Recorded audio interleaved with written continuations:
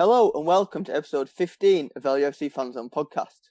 I'm Sam Isles. And I'm Jack Ellis. In each episode, we'll be talking to our next Leeds United player or manager about their time at the club. We're delighted to announce that today's episode is sponsored by autograph specialists Legendary Signings. Legendary Signings were founded by Leeds United season ticket holders, and they are the suppliers of hand-signed football memorabilia. After collecting signatures at Ellen Road as youngsters, the brand has taken the step up to now host professional signing sessions for players past and present.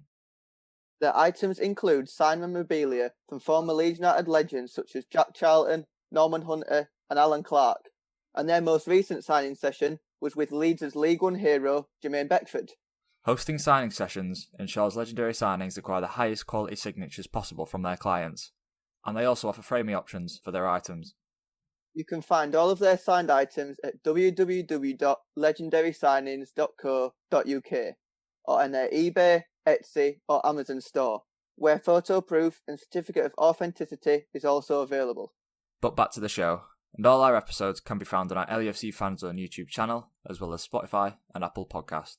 On last episode, we were with former Leeds United head coach David Hockaday, who spoke to us about how he became Massimo Cellino's first head coach at Leeds United in 2014. As well as how he attempted to bring current Liverpool defender Virgil van Dijk to Ellen Road from Celtic in his first transfer window at the club, and how him and the players had to bring their own packed lunch for training after Cellino closed the canteen at Thorpe Arch. However, this week, as it's our 15th episode, we've decided to create a compilation of the best bits on the LUFC Fan Zone podcast so far. Our first guest was former Leeds United captain Sol Bamba, and we have spoken to Champions League members such as Olivier Decour, and League One heroes such as Patrickis Norbo and Kasper Ankergren throughout the last 30 weeks. This episode, we've included one highlight from every show so far, giving you a perfect chance to rehear your favourite clips or recap on episodes which you might have missed along the way. We hope you enjoy the show, and we both thank you for all the support you've all given us since our launch in May. Our first guest back in May was Sol Bamba, and here's what he had to say about Gary Monk letting him leave the club as captain, and his opinion on the infamous Sick Note 6. So you've previously stated that two players out of Egakani, Marco Silvestri, Dario Del Fabro, Beluschi, De Cara and Antonucci were genuinely injured, whereas the other four were not. Which players do you think were injured as opposed to protesting? Well, if I'm honest with you, Jack, I don't think any of them were injured. Really? Absolutely. Let's be honest here. They all know. I mean, listen, it was 5 years ago. I wasn't happy. I wanted to talk. They said to me not to. Yeah. We look forward to the next season, this and that. They're gonna be gone, whatever. But I wanted to make the point, like, you don't do that. It's so disrespectful. And as a club, if you want to go forward, when something is wrong, when something you're not happy with, you address it and you say it. But they didn't listen. But now, 5 years later, if you ask me and you want to know the truth, none of them were injured, and we all know it. You featured four of the first 5 matches that season, and you were still the club captain, but just one day after the transfer window, it was announced that your contract was terminated, which obviously came as a shock to supporters, but was there a reason why that happened? No, at all. I was shocked as you guys, because and that's the only thing I always said, excuse me, over all those years, people asking me and said like, oh, why, upset against him, or you don't say any bad things about him. I said, no, I don't have any bad things to say about him, because like I said, he was good and I do think he's a good manager. But the only things I can upset with him, and he should have told me, is he should have been honest with me and tell me straight away, whenever that was, when he decided to let me go, he should have told me early on. But he didn't. He told me he wanted me to go the last day of the transfer window at 12 o'clock. And the window was shut at 11 o'clock at night. So, I had no chance. And I said to him, what's that all about? He said, yeah, you got too much of the big influence in the club and in the dressing room. So if you don't play, people's going to start asking questions. And I don't know if you remember, but before that, we played Fulham, I think, at home, and he put me on the bench. And that game already, people was asking questions. The lads were saying like, why are you not playing Sol and everything? And I think that's what make up his mind, and he decided to get rid of me, because he said like, it's either you play or you're gone. because you got big influence in the dressing room. And I was like, that's rubbish, that, because, I'm a player like everybody else. I know I'm a captain, but if you the manager, if you don't want me to play, I don't play, and I will be on the bench or whatever, and I have to fight for my place. I'm no different than anybody else. So you can't just get rid of me. And he couldn't give me an answer. And he said, well, go and see the president. I told him, and he will sort your contract out. So I go to see Celino and I said, well, what is that all about? And he went absolutely crazy because he said, I told him, I don't want that. I said exactly what you just said. He can put you on the bench. You won't complain. You will fight because that's what you are. But he don't want it. He's scared because obviously the fan's going to be in his bag, this and that. So he wants you to go. And I said, well, what do you want? He said, well, he's my manager, so I've got to follow what he wants. And I said, since when do you knew that? And he said, well, a couple of days ago. And I'm like, and that's when you tell me now? You should have told me a couple of days ago. At least I had a couple of days to find a club. And he was like, yeah, but I tried to convince him to change his mind, but obviously I didn't. And now we need to find a way. So obviously I said to him, well, I still got a year, so I'm not going to leave without my money, because if you want to play like this, I'm going to have to defend myself. So he was good, to be fair, because he did say, for what you did for the club, whatever, it's not going to be any argument. I would give you your money, and that's what happened. But I was very, very disappointed with Gary Monk, the way he managed that, because I think he could have told me before. He could have went about it a different way. But I mean, I spoke to him after that. He apologized, to be honest, a couple of days after, a couple years after. But listen, I'm not someone who hold grudges, so he was. I moved on. On the following episode, we were joined by our first manager, Neil Redfearn, and here's what he had to say about winning his first game as Leeds United head coach, and Neil Warnock being appointed as his replacement. So your first match in charge was against Bristol City. Can you remember how you prepared for the match at the time? Yeah, it was Ashton Gate, actually. And I remember when we set off to the ground, it started snowing. But, it was just like a dusting, so unlike modern day pitches, it's very rarely they get snowed off. I mean, if games are called off now, it's because obviously the surrounding roads are dangerous. Pitches, they've got under soil heating and what have you, it's very rarely they're called off. But this snow was starting to get stronger and stronger. I'm thinking it's just my luck. Get to manage Leeds, for the first time the game's called off because of snow. But, luckily it was only a minor hiccup, and we had a fantastic result. We won 3-0. The lads played ever so well. Bristol played the part on that day. Very nerve-wracking because 3-0 sort of it didn't flatter us because we were the better side, but they were definitely in it, Bristol City. But it was just a good feeling because obviously the lads were upbeat because they got a good result. People were disappointed obviously because Simon had left, but it was nice. It was nice for them to get a result and just keep the confidence up. Absolutely. So as you just said, 3-0 away at Bristol. Yeah. First match in charge. You went on and won 2 of your 4 matches as temporary manager. However, Ken Bates, who was the owner at the time, appointed Neil Warnock as a permanent manager shortly after. Was it always a plan, or did you want to spend more time as head coach? No, I mean, because it happened so quick, and I had no inkling whatsoever that Simon were going. And obviously, I was enjoying what I was doing. The 18s were successful. We were getting some of the younger players were getting good recognition, and I was more concerned with that really. And when the call came, obviously you look after it for them. There's no two ways about that. But in my mind, I was always going to go back to working with the youth team, and so Neil came in, obviously a vastly experienced manager, and he'd got. I think he got a lot of players. He brought a lot of players in that he knew from his time at Sheffield United when they were successful. So obviously that era started then. In episode 3, we spoke to Adi Sacco, and here's what he had to say about Square It Haddy and joining up with the pre-season tour of Ireland back in 2016. Usually, and especially at Leeds, if a player is close to joining the club, it's rumoured on Twitter and other social medias before it's made official. However, your transfer was slightly different. There was no speculation about you joining until I think Gary Monk, who was head coach at the time, posted a photo on Twitter of the squad in their pre-season trip to Ireland, and you were in it, even in a Leeds tracksuit. Yeah. Even though you weren't officially a part of the squad, can you remember it? I remember before the official is this transfer was with the group already. We was in camp, and then it was a little bit different because I didn't sign officially like in the club or in Leeds City. I signed already, and I go to the camp with the player. And we make this official a little bit strange, like how you say it, with tracks, kit training. Yeah, Training it was kit, a yeah. training kit.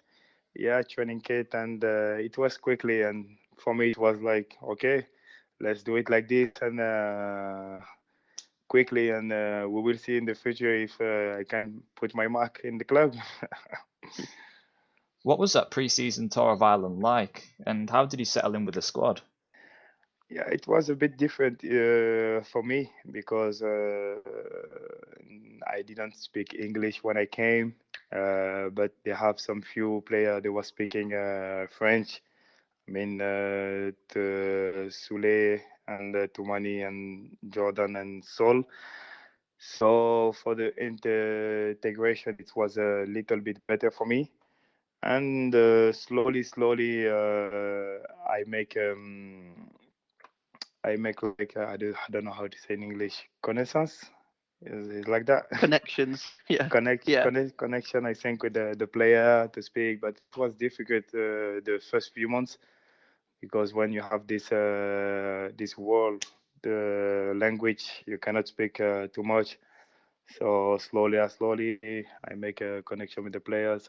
There was a growing trend on social media after that match at Reading at Ellen Road where fans started this phrase, "Square it, Haddy." How did you take that?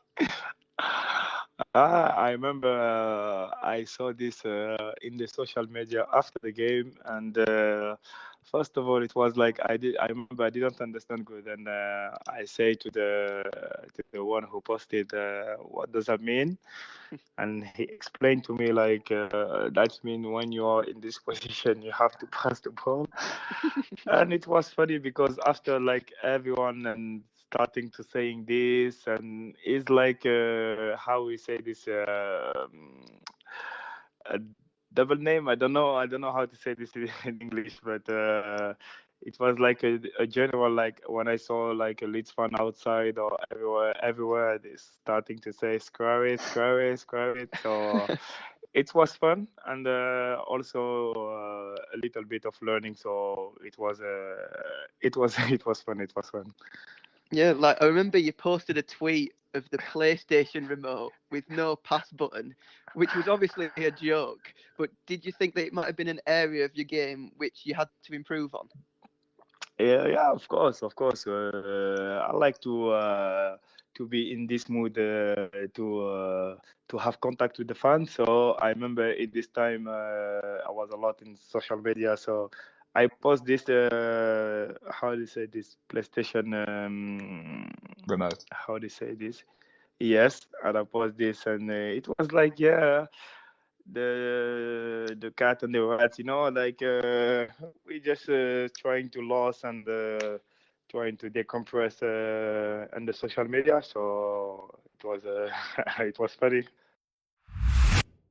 In episode 4, we picked a guest who we felt may not win a poll, but had something interesting to say about Leeds.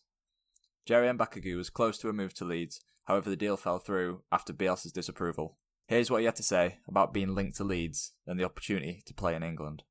And that season was in the 2015-16 season, but it was during the 2017-18 season when Carpi were back in Serie B, when you started to get linked to Leeds, wasn't it? When was the first time that you were aware of Leeds' interest? I think it was December of 2017. Yeah, December 2017.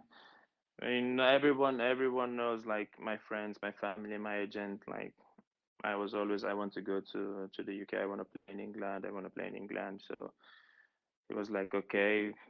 So he started working, and when there was a time I got a call, he was like, I think find a solution. Leeds want you. Like the director loves you. He knows you. He's been following you since you were a kid, and he would like to bring you to Leeds. So that was the first time. That was the first time. Yeah, beginning of December 2017, I guess. Yeah. When your agent first told you about Leeds wanting to sign you, how did you feel? Because, like you said, many overseas players see it as a dream to play English football. Yeah, I was overwhelmed. I remember, like, it was amazing. It was like seeing this dream come true. So when he told me, I was, wow, let's go immediately. I wanted to go immediately. So we started. I also met the sports director at Victor Rota. So he came to Carpi with my agent. We met, we spoke. He told me everything about the team, and it was really amazing. So in my mind and in my head, I thought I was going to move to Leeds, but the president didn't want me to leave in January because he still wanted, like, Carpi was fighting to go to playoff, to try and go back to Serie A, so he wasn't willing to let me go in January. So it was like, if you're going to leave, then it has to be in June. So we all decided to wait till June then, so then I can move to Leeds. And then during, I think it was February, March, I started having a problem with my knee, and then I couldn't train anymore. And I had pressure because my agent was like, okay, if you're going to go to Leeds, you still have to play, because if you stop playing, then, things might change. And at the beginning, I tried to, like, force it, try to play, try to show I was feeling good, but everything was getting worse. Then I got to a point I couldn't train anymore. So I was like, I have to stop and treat myself. Like, I was my body comes first, my health comes first. And if at the end of the season Leeds changes their mind because of me not playing or not finishing the season, that means it was not meant to be. So Yeah. that was when things. Well, I think what really happened was, I think in summer they signed Bielsa, and he changed. He took control of everything. This was what my agent told me. So he was in charge of the players and everything. So he made different decisions. He wanted different type of striker, different style of striker. So, and they were like, he could still come here, but when he come here, he has to start with the under 21, train with the under 21, and then so I was like, at a point of my career, I couldn't go to somewhere and start playing with under 21. So I told my agent, there's no need of me like going there, and so this was why, like, I think things didn't really happen at the end of the day, but it is what it is. I would have really loved coming there, and I've always supported Leeds. I watched them play. I watched the playoffs last season. I've been following them whenever I can, because there's a part of me that feels like, I don't know how to say it, because I was so into Leeds when I knew it was going to happen. It became, in my mind, it was already my team. So I've been following them ever since, and I'm happy they're really playing great this season. In episode 5, we managed to sit down and speak to Champions League hero Olivier Dacour. Here's what he had to say about Terry Venables and his thoughts on Lee Bowyer, and as well being the Leeds United record signing at the time. What did you first know about Leeds before you signed for the club, and what can you remember about Leeds when you played for Everton? When I play, no, because they have how you say, the character team, no? Because I think I took red card on Lee Bowyer. Yeah. Yeah, I took red card on Lee. For me, it's maybe it was David Beckham, but Lee Bowyer. Honestly, you will never know, but I think against Valencia in the second leg, if he was on the pitch, it was because with him you never knew he could score. When it's like a little rat. He was everywhere. When you not expect him, he was there. And I really think he will have a bigger career in national team because he was a very, very good player and good guy. In today's transfer market, especially at Leeds, many of the transfer fees and figures are undisclosed and aren't released to the public. However, Leeds and the chairman at the time, Peter Ridsdale, made your £7.2 million figure very public. And when you arrived at Ellen Road, the unveiling consisted of like a large cheque that you were holding with the amount of money Leeds has spent and a shirt printed with decor with £7.2 million on the back. How did that make you feel, and did it put you under any pressure to perform as the whole of the Leeds Yeah, fan base was aware of your cost and your record transfer? yeah, but it's always like that. You can see all the player when they arrive with a big, in when you arrive with a big check in your back, sometimes it's difficult because it's the pressure. You've got some big pressure. But honestly, I always say that what is very important. It's what you're doing on the pitch. Like that. It's most important. After they can pay you. They can do that. The truth is the pitch. You cannot lie in the pitch. And before to go to Leeds, I could go to some big clubs in England. And when I choose Leeds, it was for a reason. And I never doubt about my quality. That's the reason I was excited. I was very happy, and I knew we will do some things because I could feel it because before to comes to sign to Leeds, I spoke with Michael Bridges, and yeah, before to come on, I spoke with Michael Bridges, and I didn't know him, but he was so kind that I didn't have any doubts on, and I cannot explain when you know some things will be great, something great expect you. I don't know how to explain that. Terry Venables was O'Leary's replacement, who had previously brought success to both Tottenham and Barcelona. Who? And he guided England to I Euro love that. 96. Sorry. At the time, did you feel that he was a good appointment for the club? Yeah, I don't know because he came, like, and all the manager when they coming to the clubs, they wants to bring their players, and they always wanted to have, you want to change things when you coming to some clubs.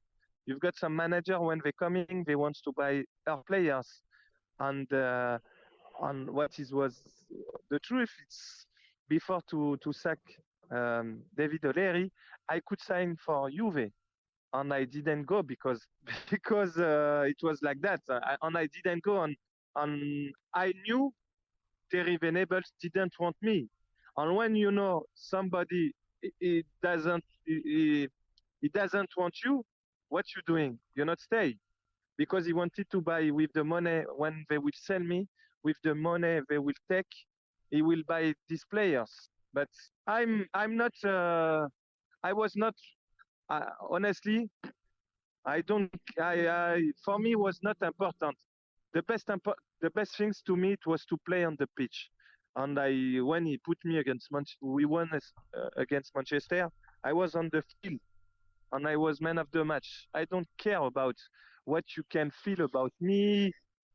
I just wanted at this time. I just wanted to be treated like everybody, not like. I want to have the same chance, even if you don't like me. But you have to judge me on the pitch. If I'm good, you make me play. If I'm not good, okay, you can change me. And when he arrived, Terry Venables, he put me straight away on the bench, and that was not correct. Episode 6, we were joined by League One hero in Paddy Kisnobo. And here's what he had to say about his famous head injury, beating Manchester United away at Old Trafford in the FA Cup, and watching our League One promotion from the terraces in 2010. During that match, you sustained the head injury, which resulted in your trademark head bandage, and it was reported that you had 12 stitches put in during that match. and despite it occurring during the game, you returned to the pitch just minutes later. Yep. What can you remember about the incident itself, receiving the treatment, and then returning to the pitch in such a short space of time? Yeah, look, all I remember was the ball was there 2-1, and I don't know the striker's name, but obviously we've collided heads and we've gone down. And I've gone to get up and just put my hand on my head, and obviously there was a gush of blood. But I thought, blood, it's normal that, I'm used to blood. But then obviously the crowd see it on replay and you hear, oh, and I thought, oh, I must be in some trouble here. But literally the physios clean me up, put us some Vaseline on and just strap my head together to get, to finish the game. That was literally it. Leeds were flying in the league, and in the third round of the FA Cup, we were drawn against Manchester United at Old Trafford. Yep. And after overcoming Kettering Town in a replay, the match was confirmed, and Leeds will be visiting Old Trafford for the first time since their relegation from the Premier League in 2004. What can you remember about the build-up to that match, and was it any different to the build-up to a normal league match? Look, I think, to be fair, I was like one of those naive sort of Australians. I didn't know what it meant to, the Leeds people, and how much they really disliked Man United. I didn't understand that. I thought it was just Man United, Liverpool. But as I sort of got the education on Man United and Leeds, I quickly found out what it meant to the Leeds people and Leeds fans and how big this game was. To be fair, I remember the lead up to the game, and for me, it was business as usual. But you sort of, that realization sort of changes, when you warm up in front of, 70,000, and, they're yelling all kinds of abuse. And you've heard it before, every away game you travel. But it was different. So, and I could tell by the players that were, that were Northerners and born in Yorkshire, how much this game meant. So I knew deep down how much it meant, but the lead up for me, and the way I approached it was like any other game. Obviously, as we all know, Leeds came out 1-0 winners thanks to a winner from Jermaine Beckford, which not only saw Leeds win at Old Trafford for the first time in 29 years, but the result was the first time Manchester United had lost to a side outside the Premier League in the FA Cup under Sir Alex Ferguson. Did you have time to celebrate, or did you have to focus straight back on the league form? Look, I think it's normal. You got to sort of enjoy that moment. To be fair, all I think of was after was, get you warm down, because, I think we had another game away. So that was sort of my mentality. But look, it was a great occasion, and to this day, sometimes when I'm bored, I put the game on just to watch, because sometimes you don't realise what you accomplished on that day, and it was fantastic. I wish I could go back and feel the same way, because it was a time that I'd never forget. And despite your absence, which was obviously a huge miss for the side, Leeds played Bristol Rovers on the final day of the season, knowing that a win would guarantee promotion to the Championship after a 3-year absence. What can you remember about that match, and how did it make you feel having to watch the match from the stands? Look, I think that was probably the worst feeling I've ever had, to be honest. You can't affect the game. I was in the stands with my wife and Richard Naylor. I'll never forget it. And we're watching the game, and I was like, geez, I can't watch. It was killing me not being out there, because you can't help. You're helpless. And then obviously when Max got sent off, I thought, oh God, here we go. Like it's not great. But then one of Leeds' favourite sons, Johnny Howson, scores from that free kick, and I think, and I thought, you know what, this is it. We're gonna win it. We're gonna win it like this, in this style. It's just meant to be. And then obviously, as you know, Jermaine scores, the last goal to make it 2-1. It was just a sign of relief, like, for what you set out from the start. Even though I was injured, I knew that, I'd played a role that helped the team, sort of achieve what they wanted from day one. In episode 7, we were joined by an academy graduate, Matthew Kilgallen. Here's what he had to say about his first session with the first team and his full Leeds United debut away in the UEFA Cup. I mean, I can remember my first training session when I think I was outside sweeping, and I can remember Eddie Gray coming up to me. And he just tapped me on the shoulder and said, "You with the first team today?" And this was my first training session. So I thought to myself, whoa, okay then. So, you start getting a bit nervous and that. I finished my jobs off and probably had no breakfast, just running late. I'd rather lie in bed at that, it's just all not preparation for me training that day. And I went out there, and the first session we did one-on-ones. We did a one-on-one drill where all the strikers, Viduka, Alan Smith, Harry Kewell, were all on the halfway line. And we had to get a ball on the 6-yard box and clip it into them. And then they'd come a one-on-one with you. So you'd come out and they had to try and get past you. So I'm stood next to the post and everyone's having a go. And Eddie, like Gray says to me behind me, says, "Are you ready? Are you ready, son?" So I said, yeah. So I got the ball and I looked up and I'd only pulled Harry Kewell out, hadn't I, for the first one-on-one. I mean, this guy's been abusing Premier League defenders all season and that. And I'm just thinking, why didn't I just, have a look who was it? So I clipped the ball out. It was a nice clip, to be fair. I was worried about that at the start and I clipped it straight onto him. But as I've run, I have sprinted and I was sprinted. And as the ball sort of come to him, I'm running full steam ahead. Didn't put no brakes on. On first touch, he just popped it over my head, ran round me and put it in the bottom corner. So I walked back to the thing and Eddie Gray said to me, "You can't defend like that here, son. Don't get away with that here, son." Just a couple of seasons before that relegation, you hadn't featured in any of the Premier League squads in the first few matches of your professional contract. And your first time you travelled with Leeds was a trip to Ukraine in the UEFA Cup to Metala. And although you failed to make the matchday squad, what was that experience like being within the squad for the first time? Yeah, that was great. That was another different level again. We say training, but then sort of travelling with the lads, going on the private runway on the jet, and I had to wear a suit, even though I turned up. I remember my dad dropped me off at like 5:30 in the morning at Leeds Bradford, and I walked into the airport and everyone's got a suit on and I've got my tracksuit on and had my suit in a carrier. So, I think a couple of lads see me, ran into the toilet and changed. So I was nervous, but it was a great experience to see how they sort of lived and how they acted off the pitch as well and how they prepared for games. And I went there and, just sort of getting your face around the first team. And there's nothing better when the first team think you're a good lad as well. So, when I wasn't in the squad, it was sort of, right, what drink do you want? Do you want a drink? Let me get that for you. Do you know what I mean? And it's sort of like building these. And then, you can see that they're thinking, well, Killer's a good lad.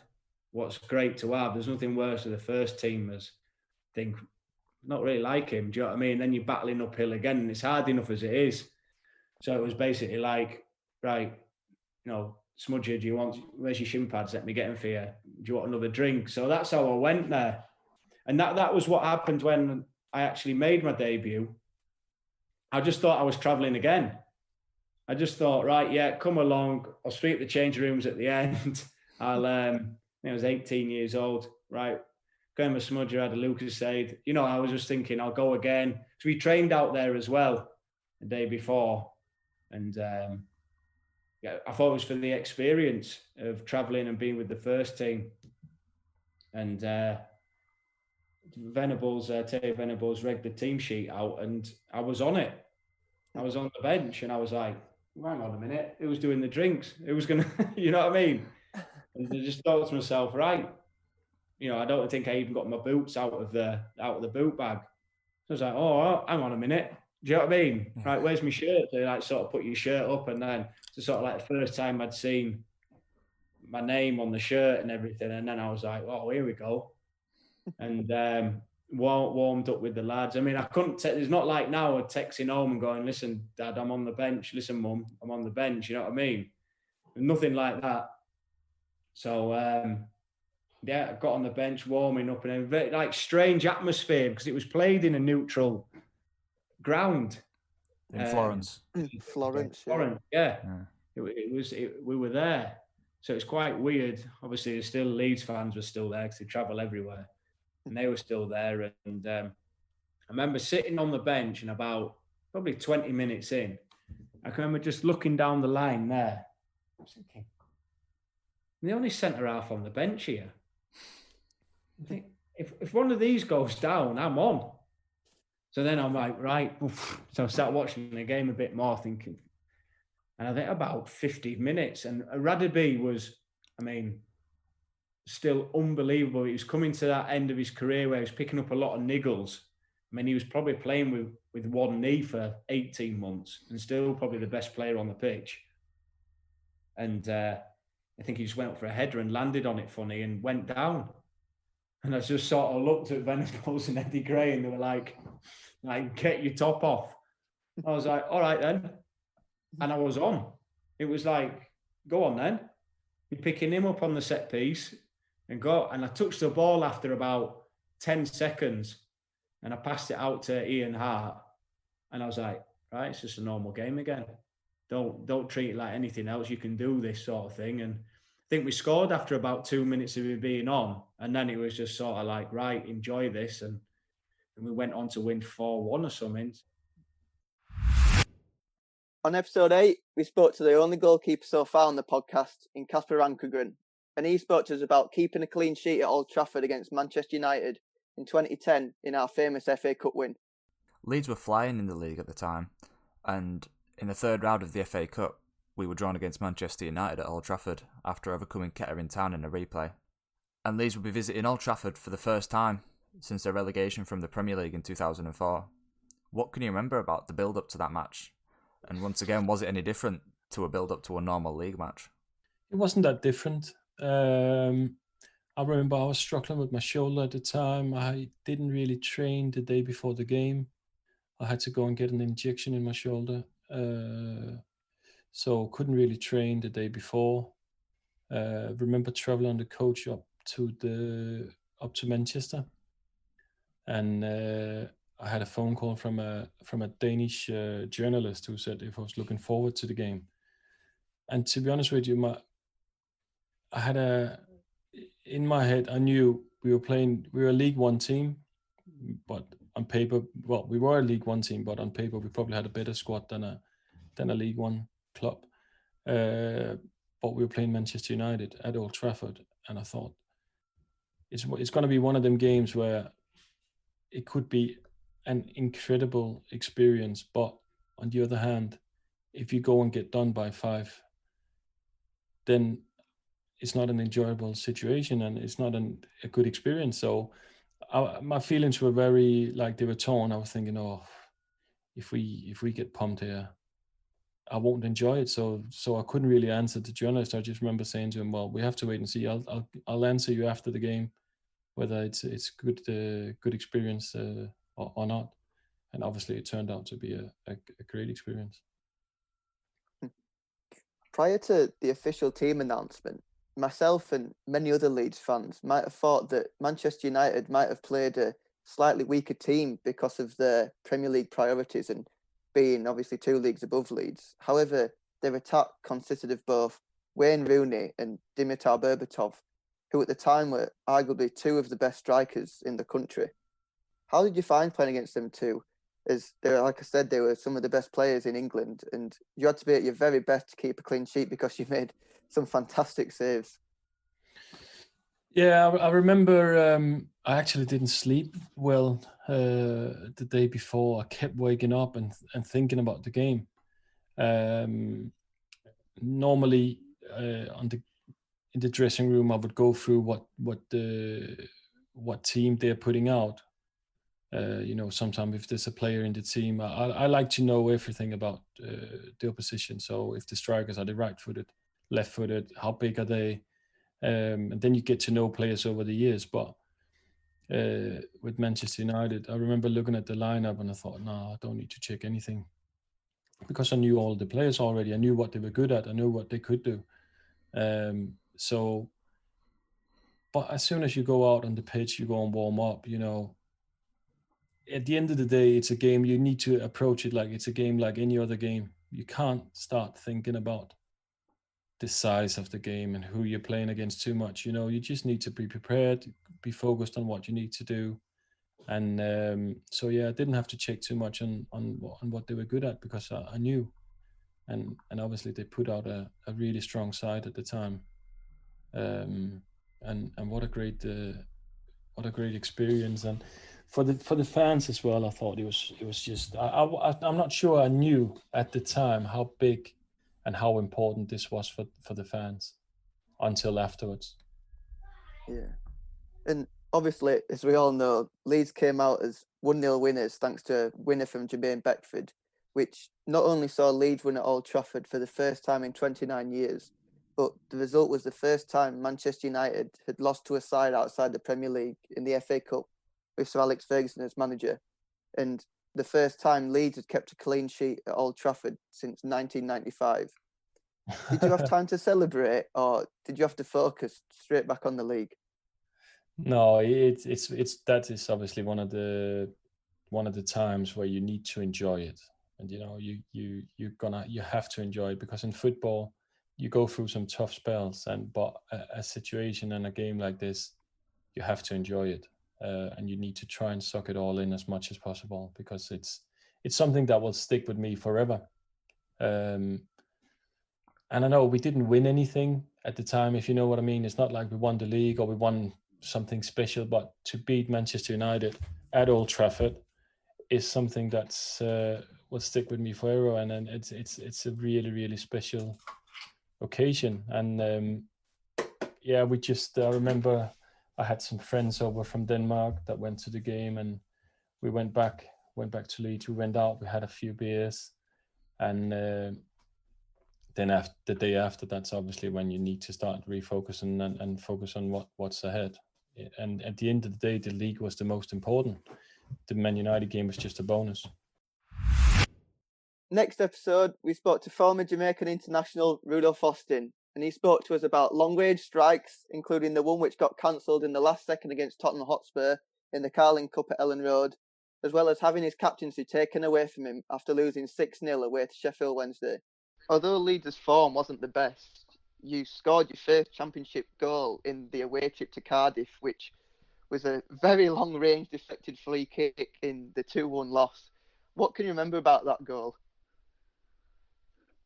I remember Michael Tongue was over the ball also, but he thought he was gonna cross it, and I just ran up and shoot, and it went in. So after the game, he said to me that he was surprised that I shoot because he thought he was gonna cross it. So it was funny.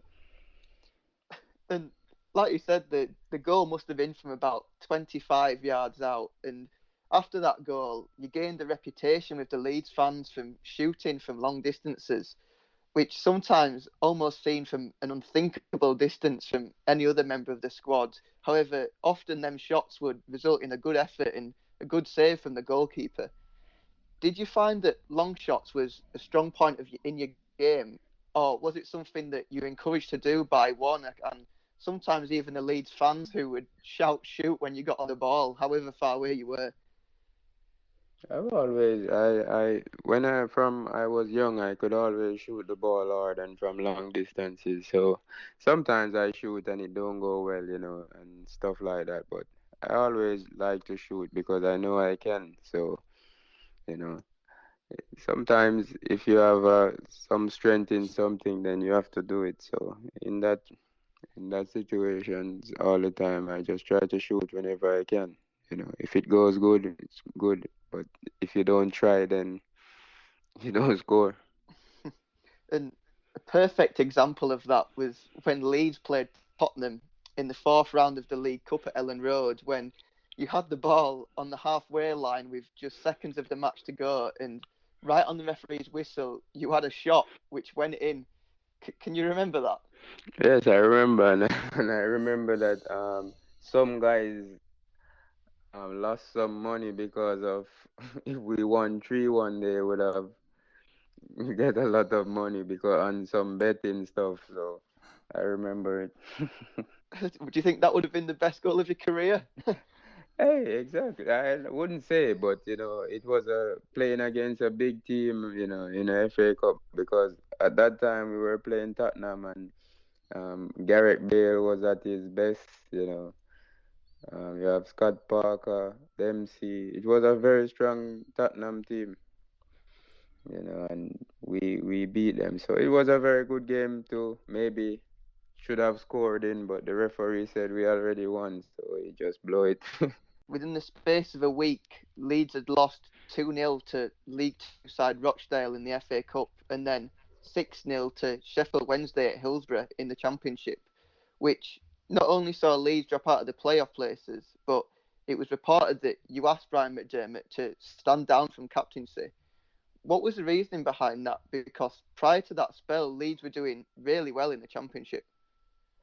The reason for that it was I was bringing home the football, to be honest, and I never did that before, you know. And to lose 6-0 against a rivalry, it was one of the worst days of my life. So I was bringing home the football, and I went home after that game, and my little son was, you know, acting up in a little manner, and I gave him a little slap on his leg, and I said, I can't be this person, to be honest. And then I went in and we had this discussion, and with the players and the manager, and we find a solution, and yeah, that's it. Do you think if Leeds wouldn't have lost 6-0 to Sheffield, that you might have continued to keep the armband? To be honest, I am not in a situation where whether I'm the captain or not, it doesn't affect me in any. I think it's overrated, not in a bad way. You know, I think you can pay a lot of emphasis to being captain or being that. I think once you have a good team, that's what really matters. It doesn't matter who wear the armband or if you're a captain. It doesn't change much, in my opinion. On the 10th episode of the LAFC Fan Zone podcast, we spoke to former striker Chris Wood, and he talked about not being confident of promotion despite the arrival of Gary Monk and Pablo Hernandez to Leeds in 2016, as well as shushing the fans after his overhead kick at Ellen Road in the midweek fixture against Fulham, which ended in a 1-1 draw. Before the season began, how optimistic were you that Leeds were finally going to push on for that playoff and potentially contend there? I wasn't optimistic at all. I thought this was going to be another tough season. We've been through a lot of turmoil, and I'd finally seen what everybody spoke about for the years before, how bad the club was run, just how it needed to change and need to evolve. And bringing the managers in, they try to adjust things. They try to, like the food at the canteen, eating the right stuff, into rehabilitation, both off the pitch and the gym, into recovery, especially a lot of games that's in the Championship.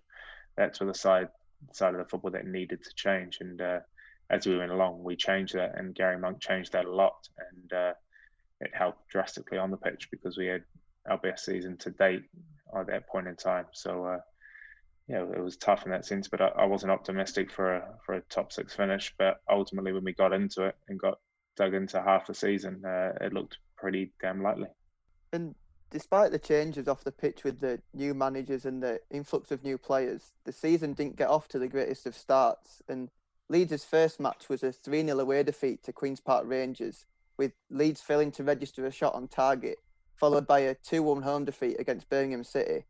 However, the side picked up their first point of the season in the third match in the Championship, which was a 1-1 draw at Ellen Road, against one of the promotion favourites, Fulham, where a late overhead kick goal from yourself opened the scoring and your goal tally for the season and rescued a late point for Leeds. What can you remember about that goal, and how important do you think it was to get that draw? Because Leeds were on track for 3 losses in a row, which might have changed the atmosphere around Ellen Road after the new influx of people. Yeah, I'm sure it definitely would have changed the atmosphere around. I remember QPR on the opening day. We tried to play the way Gary Monk played too much, and as in the case of we tried to do what he wanted word for word and not be footballers at the end of the day and take a bit of off the cuff stuff. We tried to be rigid and structured, which never works. And coming in after that game, he said the exact same thing. He said, look, you're being too rigid. These are all guidelines and these are all how I want you to play, but you still need to play the way you want to play and play how, like, to your strengths at the same time. So the first few games were learning curves, and ultimately it did turn around in the end and his style came through. That Fulham game, obviously, I think everybody in the Leeds fan base or anything remembers the goal, remembers the celebration from me. It was the tough time in my career at Leeds, into the first season, start of the second season. It was where I was getting criticised a lot and vocally on game days, and it was one of those, frustration on both sides. I believe fans should be very supportive of their players, especially at starts of the season. There's no point being negative. If you want to be negative, that's your right and that's your opinion, but it's never going to help a player. Yeah, like you said, you celebrated that goal in front of the Kop by sort of cupping your ear towards the Leeds fans. Was that your way of like telling the supporters that you could hear their criticism and that you wanted to prove them wrong? It was I don't know what it was. It was one of those, look, yeah, I know I'm getting booed and all of that, but it was basically, without being too broad about it, it was not an up you, but I'm gonna do this without you then if you're not going to help me. I had the faith in my team and my manager, and ultimately that's when I learned the hardest lesson of that's all you need. In football, it's great having the fans behind you, but ultimately they're not the ones that are going to help you out when times get tough. On episode 11, we spoke to former Italian midfielder Tommaso Bianchi, and he spoke about a comparison between the Championship and the Italian Serie B, and how both himself, the Italian arrivals, and Massimo Cellino underestimated the competition in the English second division. Redfearn would return as head coach at Leeds. And like you mentioned, how hard was it as a player to continuously be changing managers and adapting to the new people's techniques? It's really hard for the players if you change a lot, especially during the season. Also in England, you don't have the time to work with in a tactic or physically, because you play every 3 days and three match in a week, and you have a time in the training to work a lot. And if you change manager every 2 or 3 months, it's difficult for the players, because change the idea of how you need to play, change the tactics, change the players, because we change a lot also in the starting 11. We didn't play with the same teams for a few match. And I think it's hard, you need the stability in the team to build something and grow up, and that's what Leeds did last year, and you can see the result. And when Milanic was sacked, Leeds were 18th in the table, which was dangerously close to the relegation zone. But before the season started, were there any targets set by Hockaday and Cellino to where the team could finish that season? No, I don't know. Maybe because I didn't know the level of championship. I think was a mistake. I think that the championship you can take the good player and try to stay in a high level of the championship. Championship is really tough. You can compare with the other in Italy, like you can compare to Serie B. It's harder, and I think you need very, very good player to win championship. Very good international player, very good manager. It's not easy, and maybe at the start of the season we didn't understand, especially the Italian player. We didn't understand how difficult was playing championship. I think one of the best or the harder in a match in the world. You know, if you see the physicality of the match and the high tempo in the match is it's really hard to adapt, and I think we didn't understand at the start of the season, and after a few matches we knew that, you know, it's really hard. And also, I think the owner was maybe easier than Serie A, but I think the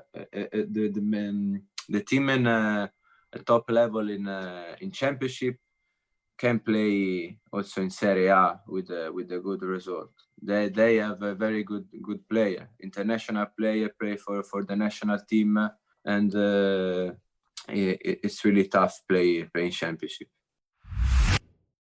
In episode 12, we were with another League One hero in Trezor Kandol, and he spoke to us about his prison time just months before his arrival at Leeds in 2006, and how it helped him become the man that he is today.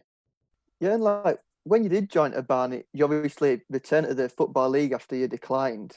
What many Leeds fans might not know is that just a couple of months into your Barnet contract, you were sent to prison for 13 weeks for driving offences, which meant that you were unable to play for your new club in League Two.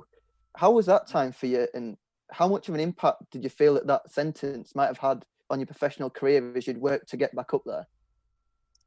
Yeah, I'll tell you what. As I'm speaking to you, I don't know if you realize I keep on saying I wasn't really serious. Wasn't really serious. I just took things as they were coming.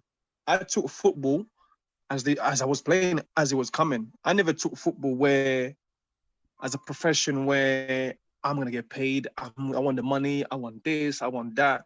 It wasn't really like that. I'll tell you the truth. It wasn't like that until I went in prison. Even when I got that move, that's why I was getting all these moves. I was getting on loan, getting all these moves, the leagues above. I was excited, but I was not really keen on. I was not desperate like that. But it's only when I got to prison, that's when sometimes in life, you only get to the worst place. That's for you to realize how lucky you were. You know what I mean? So I think there was a time when I got punched in the face. I got this Mike Tyson punch on my face, and I realized, you know what? It's either you wake up now, or you're just going to carry on like that. You're going to waste your time. That was the time when I woke up. It was difficult, yes. If you're talking about a bit of difficulties, and yes, it was very difficult because I went there. Everything that was happening before, it was just me being a kid in the head. My body, I think I was maybe 23 in that, but I was just plainly being a kid in the head, because the things I was doing off the field, like I'm telling you, it was just crazy. It was me driving in a van. I was in a band, I was still drive. I was in a band, I was still drive. Can you believe I was going the same way to training every morning? And it's like, the police actually knew my car. They knew where I park. They knew the car park I park. They knew where I train. They knew where I work. So they actually know this guy goes past here probably at 9:30 every morning or 9 o'clock every morning. And we know his car park, waiting on the park. So we're going to be sitting and we're going to be watching him when he's coming to park, and we're just going to stop him easily. They were done that for me. I remember there was 2 weeks I went through. In 2 weeks, they stopped me like probably 8, 9 times or 10 times. It's like every day I was getting training, the same policeman who come to me and goes, Trez, why are you doing this to yourself? We told you to stop driving. Why are you doing it? Why do you want to mess up your career? The guy will talk to me like this, and you see me tomorrow, you tell me the same thing. So I'm actually being an idiot where I'm thinking, I'm smarter than these guys. This guy, they can't stop me. You know what I mean? I was like that in my head. So then, boom, they had to put me in. So that's why I always have this something about this club Barnet, because what they've done for me was amazing, and I don't think there was many clubs that would have done that for anybody, or maybe not for me. I can't see it happening.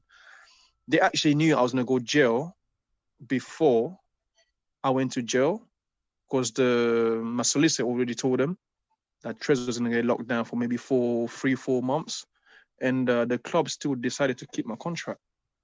So as I was in prison, the club was there waiting for me to come back in pre-season.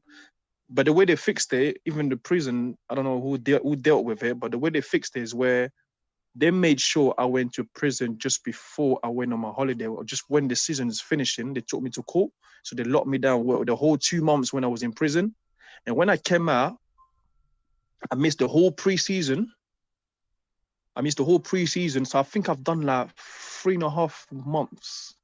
So I missed my whole holidays, and then I missed the pre-season. So when I came back, as soon as I came out, I think I came out like on Wednesday or Tuesday or something like that. And the game was on Saturday. So I think I came out like Wednesday or Thursday. One of them days, it was like 2 days before the game. I came out in a second match of the season. So I didn't have no pre-season, basically. My pre-season basically was 2 days when I came out of prison. I came training, I was running for one day, came run the other day, and Saturday there was a game, I was on the bench. That's how it was. So it was crazy. And I came out, and the shirt that they saved me, they had to give me size extra bigger because I just got big. I just went to the gym, I started putting on size. It was like, I came out and my mindset completely changed. That's when I really realized, you know what? I need to sort myself out now, or before I just regret one day, because life, you only live once and time flies, isn't it? So that's what happened, really. I pushed myself up and I thought to myself, it's time to stand up and be real. And that's what I do for the kids now. Obviously, you're probably going to talk about it later anyway. So that's when I woke up. That's when I realized, you know what? It's a time to kick off. Yes. Episode 13 with a real Leeds United legend in Lee Chapman, who spoke to us about Leeds United's promotion and how he celebrated with Eric Cantona and some of the other teammates on his sofa after Manchester United failed to gain all 3 points at Liverpool, gifting Leeds United the Division 1 title. Leeds' final away match of that season and the second last game of the campaign was against Sheffield United, and you and the side knew that if Leeds won the match, Manchester United also had to pick up 3 points to keep the title race alive. And Manchester United played after Leeds, meaning that a win was a must to have the upper hand. How did Howard Wilkinson prepare you and the team for that game? Because it was obviously Leeds' best chance to win the Division 1 title in years. Did he keep that calm approach? Yeah, absolutely. It was very low key. Didn't need to rev us up. We knew that day for all of us was a bit of a blur because we knew that the pressure. You could feel it on the coach. Driving down to Sheffield, you could feel the pressure. People were trying to laugh and joke, but you could tell they were really nervous. Howard was very low key, pretty much taught really low key. Didn't want to exaggerate the situation. Didn't want to intensify the situation. But what happened in that game was so bizarre. I mean, it was one of the most bizarre games I've played in. Own goals, and just bizarre deflections. You name it. It just. How we ended up winning that game, I have no idea. But all I can imagine is that it was meant to be. We were meant to win that title. We'd run the game. We didn't quite know how. And we were travelling home on the coach, knowing that United were playing Liverpool, and if Liverpool beat them, then the title was ours. And yeah, like you said, Leeds won the match 3-2 and put the pressure back on Manchester United. And following the match, there were the famous shots of yourself, David Batty, Gary McAllister and Eric Cantona all watching the Manchester United against Liverpool match in hopes that United would drop points. Whose idea was it to all watch the match together and just the 4 of you rather than the whole squad? And how optimistic were you that Liverpool would help Leeds out? Well, I knew I used to do a lot of TV work at the time, a lot of punditry with ITV. And Trevor East, who was the head of ITV Sport, called me on my mobile on the way back from the game from Sheffield to Leeds. And he said, listen, it's all on this game now, Man United Liverpool. Can we send a camera crew round to your house? And then if you just invite 3 or 4 of the players to sit with you, and we'll sit with you watching the game. And you could win the title today. Today you could come away as champions. So I said, yeah, that's fine. I was into doing lots of TV at the time. So I had the only people who would turn up. I mean, I think I asked people like Strachey and John Nukic. They all said no. And the only ones who said yes it was Gary, Mac, David, and Eric. I don't think Eric knew what I was asking him to do. But anyway, he ended up being there. And I mean, we just sat there. And it was very bizarre. It was one of the early days of live TV transmission, and they had this enormous mast. I lived in a little village called Rowcliffe in North Yorkshire, off the A1, and they had this enormous mast going about 50 foot in the air. Now it's just dishes, satellite dishes now, and you can hardly see them. But in those days, it was really big equipment, and the whole of the village sort of came to a standstill. We were watching the game, and obviously Liverpool did us a fantastic favour. We were champions, and then after the game, we were just stunned, and we were being interviewed. I think it was it John Helm? I think John Helm was interviewing us, and we looked like we were attending a funeral. I mean, none of us knew exactly what was happening. It hadn't really sunk in, and they went to a commercial break, and Trevor Rees called me, and he said, "Chappie," he said, "you look as though you're at a fucking funeral." He said, "Just cheer up. You just won the title." He said, "Get some champagne out." And I said, "Listen, chap, I haven't got any champagne." He said, "So just give me the guy." So I passed the phone to one of these guys, and they ran across to the pub across the village green and got some champagne. We opened the champagne in time for coming back from the commercial break, and we still looked as though we were attending a funeral. It was bizarre. It was very, very bizarre. It hadn't sunk in, and it only really sunk in that night later on when we went back into Leeds. We all agreed to meet, and I think we met at the Flying Pizza, and that's when it really sunk in that we'd won the title. The whole restaurant, as we walked in, came to their feet and were singing, and then the whole town was buzzing. People beeping the horns, and that's when it really sunk in that we'd achieved something. It was an incredible day. And finally, episode 14, we were former head coach David Hockaday, and he spoke about how he became Leeds United head coach after numerous meetings with Massimo Cellino and the mysterious Italian voice. At the end of the 2013-14 season, Brian McDermott was the manager of Leeds United, and he was sacked at the end of May, just after the season had finished, virtually straight away. And despite not being in management for almost a year, you became the bookmakers' favourites to take over Leeds. When did he first hear of Leeds' interest, and how did he find out about the possibility of becoming Leeds United's head coach? Well, so we'll go through this chronologically, and I've told this story a number of times to Leeds fans, but I'm literally in my garden. It's a nice sunny day. It's the close season. I've had a couple of offers, I'm thinking, but nothing's really floating my boat. And then I get a call from a guy in Italian voice saying, I have my sponsor who owns a football club in England. He's heard good things about you. Would you like to go and have a chat with him? Now, there's lots of wind-ups in football, as you can probably guess. And yet I knew that this wasn't a wind-up. It just had a ring of authenticity about it, however bizarre it was. So at the time, it was either Orient or Leeds. So I said, yeah. He said, well, I'll phone you tomorrow, but you're saying you'd be interested. I said, yeah, I would. So I'm straight away looking at all of the players at Leeds, all the players at Orient. I'm doing my homework, not talking to anybody, because obviously I don't know which club it is, and it could have been something else. And then I get a phone call the next day. I said, right, tomorrow, can you get on a train, get yourself to London, go down here, right here, up here, left here, and you'll come to a hotel called such and such, be there at such and such a time. So again, I didn't know which team it was. So I got on the train, followed the directions, came here, and then the voice appeared. It said, hiya David, I'm such and such. Let's just sit down and we'll wait for my sponsor to appear. So I sat down, had a glass of water, and then eventually in walks Cellino. So straight away, I'm getting rid of all my Orient notes in my head, and I'm fast tracking on the Leeds United notes. And he came in, he was very personable, very likeable, got on really well with him. We sat down, he was smoking and drinking. We had the salt and pepper pots, we had the ashtray out in the open, and there was 4 people there chatting away.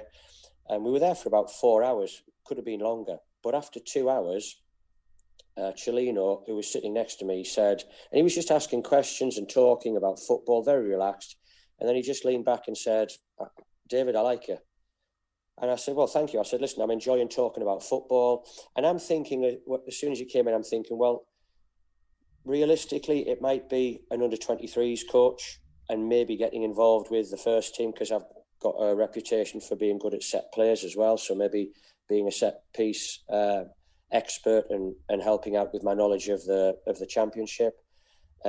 Maybe if I was lucky, it might be that he wanted me to be like an assistant to a foreign manager coming over. I knew of his track record with managers anyway, or head coaches as he would call them. So that's where I was sort of putting myself. And he said, I like you. I went, yeah, thanks, I'm enjoying this. He went, would you like to be my head coach? So, like, I always remember the voice on my right nearly fell over. He leaned back on his chair, nearly fell over because I think he was shocked. And I sort of sat back and I said, do you know what you're asking me? So the voice then said, is it too much for you? Is it too much for you? Can you not do it? I said, no, I can do it. But, and I'm looking at Cellino, the president, as I called him, and I said, do you know what you're doing? He said, go on, explain yourself. I said, well, in football, I'm actually quite well known, and I like to think I've got a good reputation as a good coach. I said, but the fans won't have heard of me. The media might have heard little bits of me, but won't really know me. You know, you're setting yourself up for a lot of questions and potentially a lot of pressure. He said, can you handle it? I said, yeah, I can handle it because I'm a coach and I'll be out on the grass and I'll be coaching the players, and that's what I do. So it'll be more off the field shenanigans that, you know, you might want to be concerned about. He said, no, I can handle that, not a problem.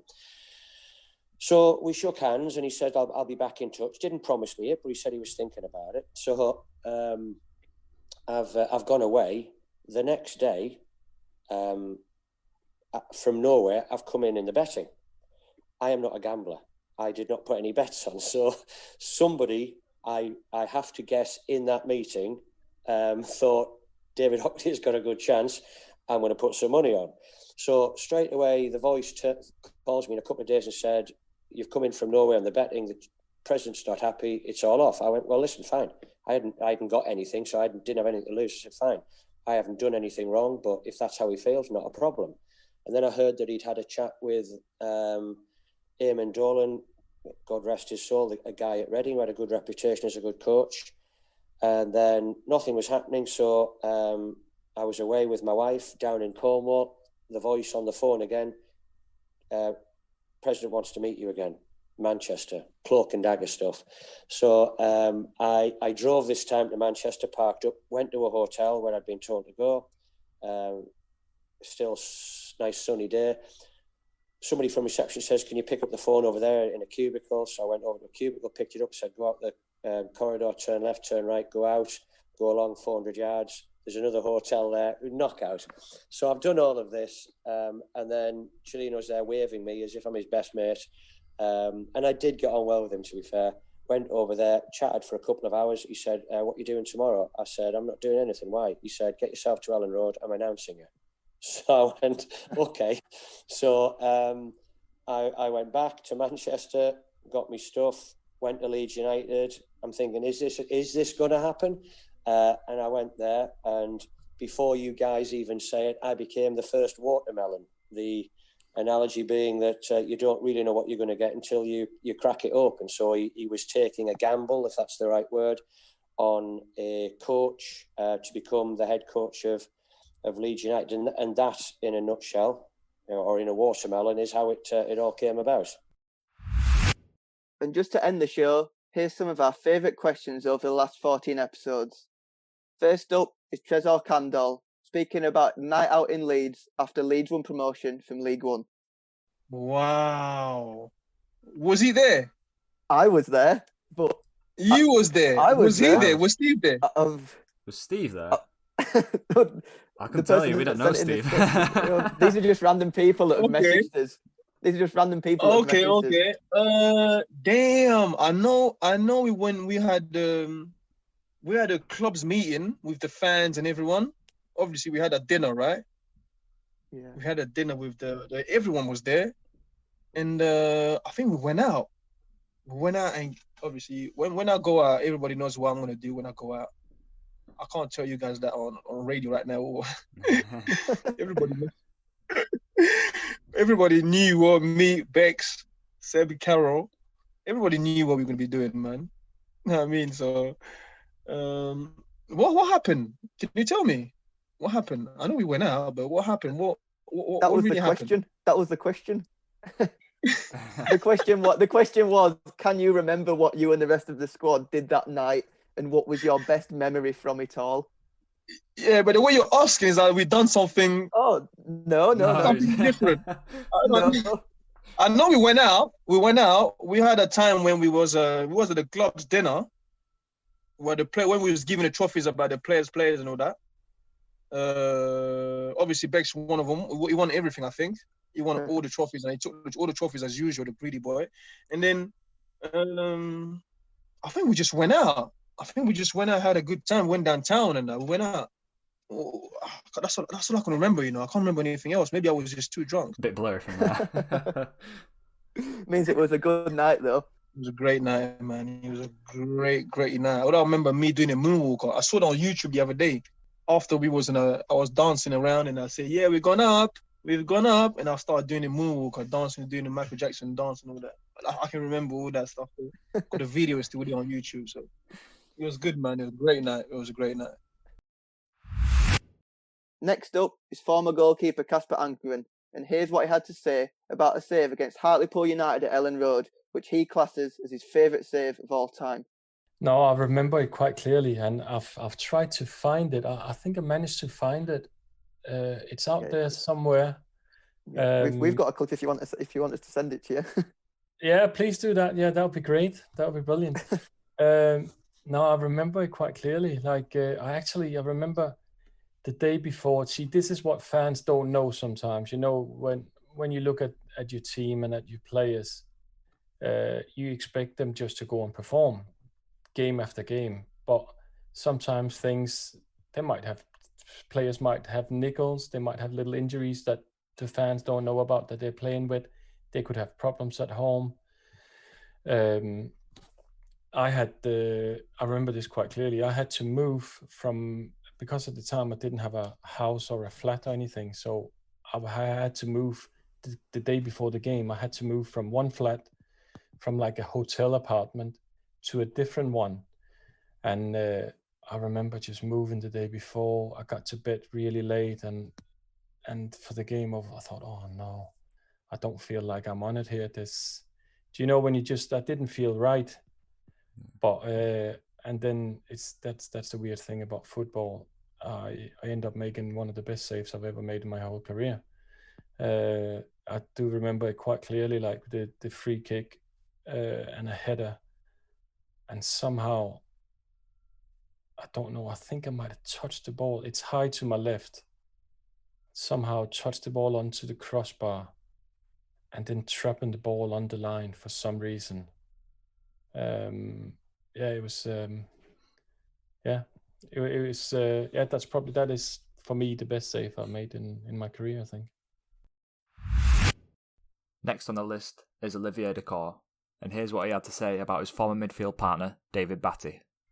Yeah, Bats was, we didn't talk too much, I have to admit, but I love the character because when you give him the ball, he never lose the ball. He was simple, but he not lose the ball, and he can kill you without any anesthesia. He was very hard. And I start to know him at the end because in December, I think just before I leave, when I was in J, he was in J2, and we start to talk a little bit more because Bats was more older than us, but he's a quality player. Oh, yeah, but tell me what he doing, Bats? Now, after football, what did he do? He isn't doing much, actually. Really do much public stuff. He was seen on a video, clapping for the NHS. He was seen on one of them, but other than that, nobody's really heard from him. Yeah, it's a shame because he couldn't bring this experience to the young lads. Yeah, that's because he's from Leeds. He's from Yorkshire, and he could help the club to become more bigger. Do you think he would have made a good coach? Not about the good coach, but sometimes like Eddie Gray used to do. But you need to have some experience. Even for the young kids from the academy, to know, the player made the story of the club. And to finish off the episode, Here's what Matthew Kilgarn had to say when asked about his favourite prank during his time at Leeds. I can remember when we just moved up to the new training ground, at the top. Because Dave Hancock, the physio, was obsessed with his swimming pool. Wouldn't let the lads go in there, didn't have flip-flops on and all that. So I think a couple of lads, Gary Kelly, Michael Dewberry, they all went and bought loads of ducks. I think Robbie Fowler was there and set them off in the swimming pool. So then Dave Hancock, where the physio went to put a training session on.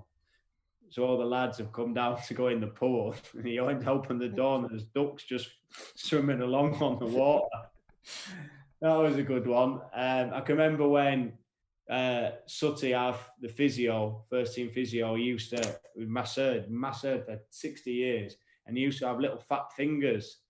So he used to call him sausage fingers. And one day, I think it was David Batty and maybe Woodgate went to the butchers in Boston Spa and bought about £200 worth of sausages and put them all over his car. So they'd lift the windscreen wiper up like that, and then just pierce sausages all the way down his car, put him in his exhaust. Just basically came out and there's £200 worth of sausages all over his car. I mean, that was funny, but it was more the reaction as the Sutty that was hilarious. But there's so many, but just good times, man. We'll be back in 2 weeks with our next guest. Stay tuned for the post over on our LUFC Fanzone Instagram story next week. Thanks for listening.